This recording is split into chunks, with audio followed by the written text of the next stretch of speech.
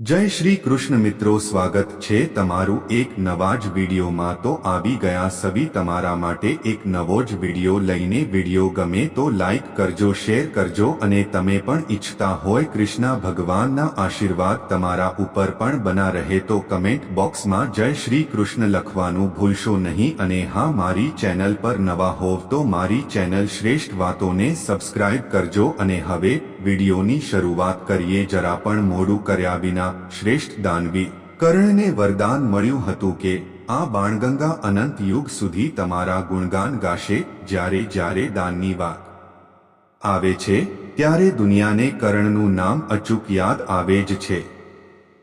परंतु शुं तमे जाणो छो के कर्ण अने दान वच्चेनी वार्ता शुं छे?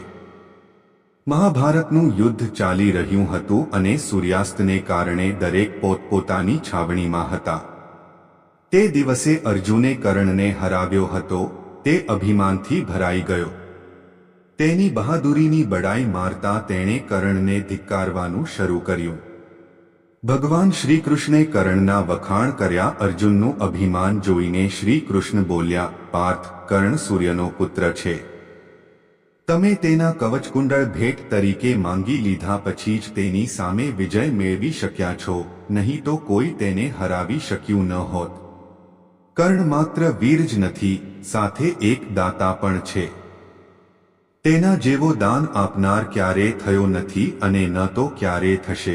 कर्णना आटला वखाण सांभळीने अर्जुन जीरवी न शक्यो अने तेणे दलीलो करीने तेनी अवगणना शरू करी दीधी। श्री कृष्ण अर्जुननी चेष्टा समजी गया अने बोल्या, हे अर्जुन, कर्ण हजू पण युद्धना मैदानमां घायल हालतमां पड़ेलो छे। जो तमे इच्छो तो तमे तेनी दानवीरतानी परीक्षा करी शको छो। श्री कृष्ण अने अर्जुने कर्णनी परीक्षा लीधी। अर्जुने कृष्णनी आज्ञा मानी अने कर्णनी कसोटी करवा माटे बंने ब्राह्मणोनो वेश धारण करीने तेनी नजीक गया। मृत्युना आरे होवा छतां कर्ण तेने प्रणाम करीने त्यां आववानुं कारण पूछ्युं। श्री कृष्ण बोल्या, राजन, अमे અહીં દાન માંગવા આવ્યા છીએ। કૃપા કરીને અમારી ઈચ્છા પૂર્ણ કરો। કર્ણ થોડો અચકાયો અને બોલ્યો, હે ભૂદેવ, હું યુદ્ધના મેદાનમાં ઘાયલ થઈને મૃત્યુની રાહ જોઈ રહ્યો છું। મારી આખી સેના પણ મૃત્યુ પામી છે। હવે હું તમને શું આપી શકું? શ્રી કૃષ્ણ બોલ્યા કે, રાજન, હવે અમારે ખાલી હાથે પાછા ફરવું પડશે। પણ જો અમે ખાલી હાથે પાછા ફરીશું તો તમારી બહુ બદનામી થશે। લોકો તમને ધર્મહીન રાજા તરીકે યાદ કરશે। શ્રેષ્ઠ દાનવીર કર્ણને વરદાન મળ્યું હતું કે આ બાણગંગા અનંત યુગ સુધી તમારા ગુણગાન ગાશે। 2 વર્ષ પહેલા કર્ણને વરદાન મળ્યું હતું કે આ બાણગંગા અનંત યુગ સુધી તમારા ગુણગાન ગાશે। ધર્મ દર્શન જ્યારે જ્યારે દાનની વાત આવે છે ત્યારે દુનિયાને કર્ણનું નામ અચૂક યાદ આવે જ છે। પરંતુ શું તમે જાણો છો કે કર્ણ અને દાન વચ્ચેની વાર્તા શું છે? મહાભારતનું યુદ્ધ ચાલી રહ્યું હતું અને સૂર્યાસ્તને કારણે દરેક પોતપોતાની છાવણીમાં હતા। તે દિવસે અર્જુને કર્ણને હરાવ્યો હતો। તે અભિમાનથી ભરાઈ ગયો।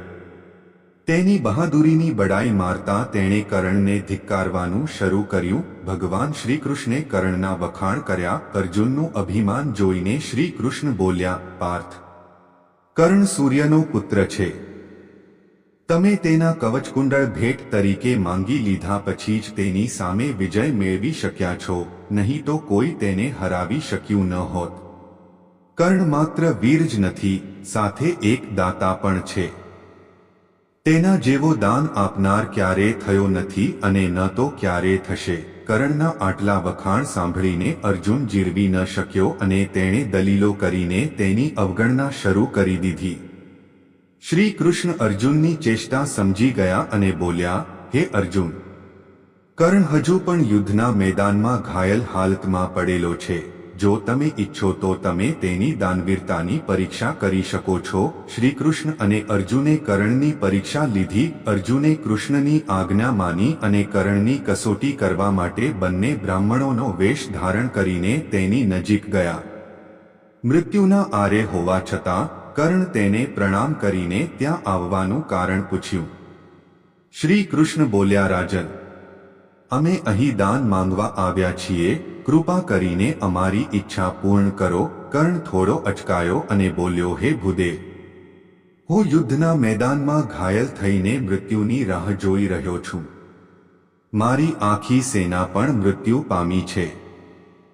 હવે હું તમને શું આપી શકું? શ્રી કૃષ્ણ બોલ્યા કે, રાજન, હવે અમારે ખાલી હાથે પાછા ફરવું પડશે. પણ જો અમે ખાલી હાથે પાછા ફરીશું તો તમારી બહુ બદનામી થશે. લોકો તમને ધર્મહીન રાજા તરીકે યાદ કરશે. આવી સ્થિતિમાં પણ કર્ણએ શ્રી કૃષ્ણને દાન આપ્યું. ત્યારે કર્ણ બોલ્યો, ભૂદેવ, રાહ જુઓ. હું નિંદાથી ડરતો નથી, પણ હું ધર્મવિહીન થઈને મરવા માંગતો નથી. તેથી હું તમારી મનોકામના ચોક્કસપણે પૂર્ણ કરીશ. કર્ણે નજીકમાં પડેલા પથ્થરમાંથી પોતાના 2 દાંત તોડી નાખ્યા અને કહ્યું, મેં હંમેશા સોનાનું દાન કર્યું છે, તેથી તમે સોનાના બનેલા આ દાંત સ્વીકારો. શ્રી કૃષ્ણ બોલ્યા, રાજન, અમે આ સોનું સ્વીકારીશું નહીં, કારણ કે તે ખોટું છે અને તેના પર લોહી પણ છે. પછી કર્ણ પોતાના ધનુષ્ય ઢસરાતો ગયો અને બાણ ચઢાવીને ગંગાજીને યાદ કર્યા અને પછી તીર જમીન પર માર્યું. તીર જમીન પર અથડાતા જ ત્યાંથી ગંગાનો એક જોરદાર પ્રવાહ નીકળવા લાગ્યો. કર્ણે એ પ્રવાહમાં પોતાના દાંત સાફ કર્યા અને આપતા કહ્યું, હે ભગવાન, હવે આ સોનું ખોટું નથી પણ ચોખ્ખું છે. કૃપા કરીને હવે સ્વીકારો. શ્રી કૃષ્ણે કર્ણને દર્શન અને મોક્ષ આપ્યો. અર્જુન અને શ્રી કૃષ્ણ તેમના વાસ્તવિક સ્વરૂપમાં આવ્યા અને કર્ણ આ જોઈને ભાવુક થઈ ગયો. પછી શ્રી કૃષ્ણએ તેને આશીર્વાદ આપ્યા અને કહ્યું, કર્ણ, જ્યાં સુધી આ પૃથ્વી રહેશે ત્યાં સુધી તમારી દાનવીરતાના ગુણગાન ગાવામાં આવશે. તમારી આ બાણગંગા યુગોયુગો સુધી તમારા ગુણગાન ગાશે અને તમને મોક્ષ મળશે. આ આખી લીલા જોઈને અર્જુન પણ કર્ણ સમક્ષ નતમસ્તક થઈ ગયો હતો. આ સમગ્ર માહિતી જનહિતને ધ્યાનમાં રાખીને આપવામાં આવી રહી છે. તમારી આસ્થા અને આસ્થા પર જ્યોતિષ અને ધર્મના ઉપાયો અને સલાહ અજમાવો. વિડિયો હેતુ ફક્ત તમને વધુ સારી સલાહ આપવાનો છે. અમે આ સંબંધમાં કોઈ પણ પ્રકારના દાવા કરતા નથી. મિત્રો, જો તમને વિડિયો પસંદ આવ્યો હોય તો લાઈક કરજો, શેર કરજો અને નવા હોય તો મારી ચેનલ શ્રેષ્ઠ વાતોને સબસ્ક્રાઇબ કરી દેજો. આભાર. જય શ્રી કૃષ્ણ.